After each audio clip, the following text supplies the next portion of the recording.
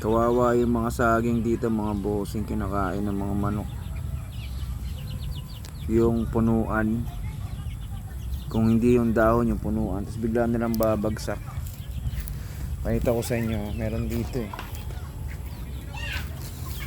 Malaki no, pwede na itong katayin itong mga to.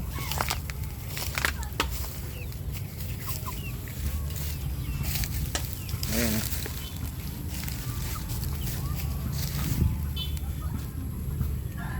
Butas na. Tinutuka nila eh. Lakas man tuka eh. Binubutas nila yung mga saging, tapos biglang tutumba. Ito nga oh, tumba na oh.